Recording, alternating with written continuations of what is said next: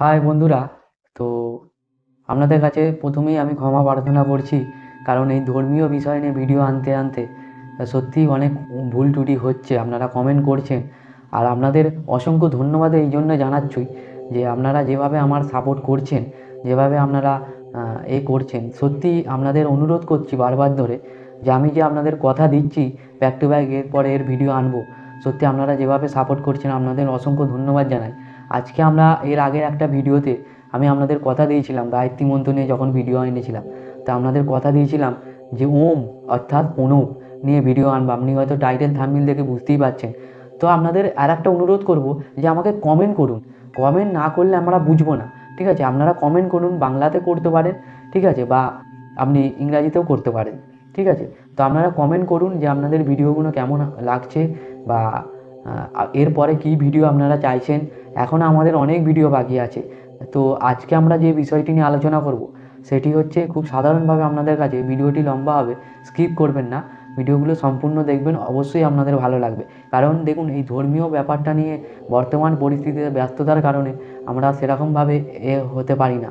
তো সত্যি আমার খুব ভালো লাগছে যে এটাই, যে আপনাদের কাছে এই সুন্দর সুন্দর ভিডিও নিয়ে আসতে পারছি। তো ঈশ্বরের কাছে আমি প্রার্থনা করি যেন সকলকে ভালো রাখুক, সকলের মঙ্গল করুক। তো যাই হোক, আজকে আমরা বেশি কথা না বাড়িয়ে আমরা মেন যে বিষয়বস্তুর উপর চলে যাব। ওম অর্থাৎ প্রণব কথার অর্থ আমরা জেনে নেবো এই ভিডিওর মাধ্যম দিয়ে, যে প্রণব কথার অর্থ কী। ঠিক আছে? আমাদের মানে অজ্ঞাত সারে জন্ম থেকে জন্ম থেকেই আমরা এই প্রণব মন্ত্র জপ করে থাকি। ঠিক আছে? এর একটা মানে প্রতিনিয়ত নতুন, প্রতিনিয়ত নতুন। ঠিক আছে? এবার আরেকটা কথা আপনাদের বলতে চাই। দেখুন, হয়তো আপনারা বুঝতেই পারছেন, কারণ ধর্মীয় যে ব্যাপারটা, এটা আমাদের মাঝে মাঝে আমি ধরুন আমরা ক্যামেরা থেকে হয়তো সরে যাচ্ছি। তো দেখুন, ধর্মীয় ব্যাপার যতটা সম্ভব হয় ততটাই আমাদের সঠিকটা দেওয়ার চেষ্টা করি আমি। সেই হিসাবে আপনারা কিছু মনে করবেন না, এর জন্য ক্ষমা করছি। কারণ অনেকেই আমাকে বলে যে ক্যামেরা থেকে মানে সরে যাচ্ছ তুমি।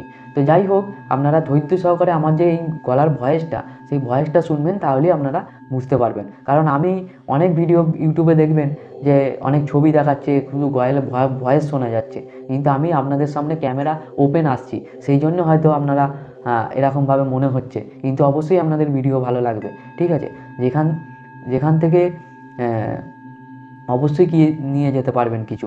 চলুন তাহলে, যেটা আমরা আলোচনা করছিলাম, যে দেখুন আমরা প্রতিনিয়ত এই যে একটা ওম, ঠিক আছে, মন্ত্র, প্রণব মন্ত্র আমরা জপ করি প্রতিনিয়ত।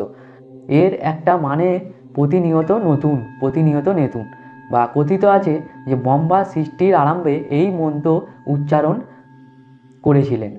এই প্রণব থেকেই সমস্ত কিছুর সৃষ্টি। অতএব ব্রহ্মা যদি গীতা হন, তবে প্রণব আমাদের আদি মাতা। ঠিক আছে? প্রণব আমাদের আদি মাতা। এই প্রণবের গর্ভেই আমাদের জন্ম। এই প্রণবের গর্ভেই আমাদের জন্ম।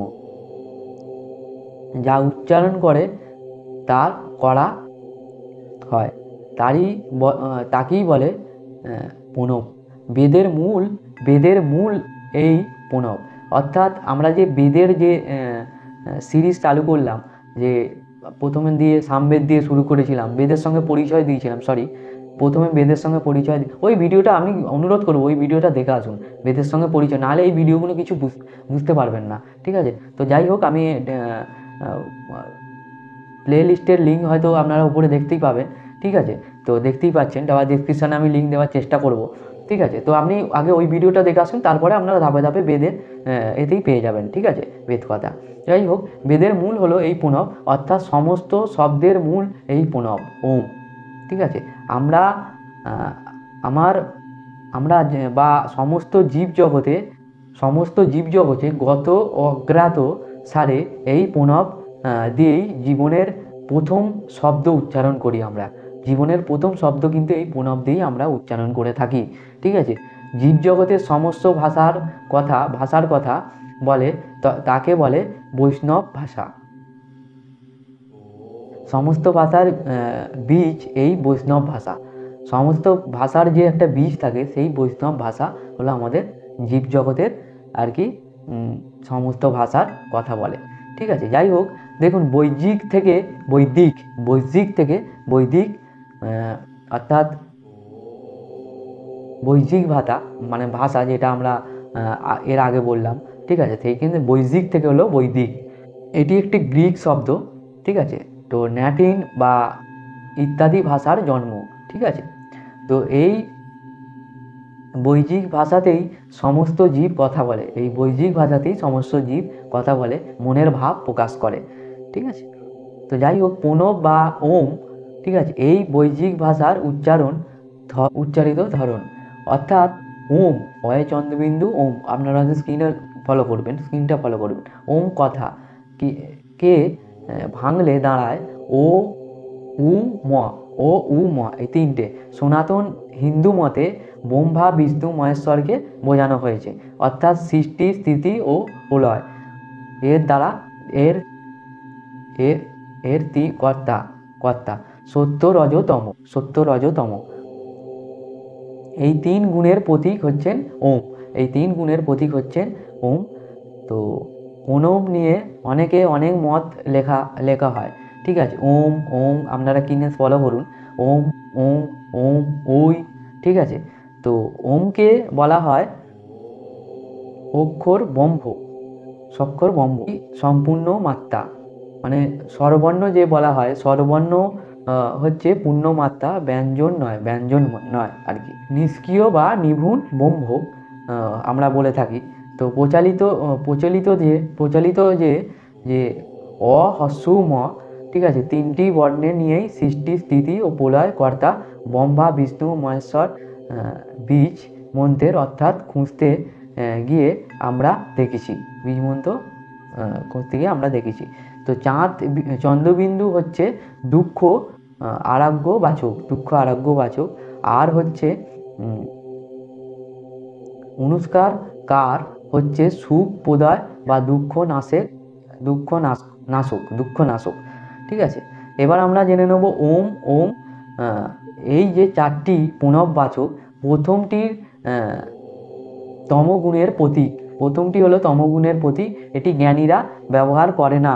দ্বিতীয়টি হচ্ছে, এখানে একটু আমার ভুল ত্রুটি হতে পারে, তো এর জন্য আমাকে ক্ষমা করবেন, ঠিক আছে। তো মৈশবিক ঘটনা, ঠিক আছে, শোনা যায়, বহু শাস্ত্রে এই প্রণবের ব্যবহার পাওয়া যায়। তৃতীয়টি হলো যে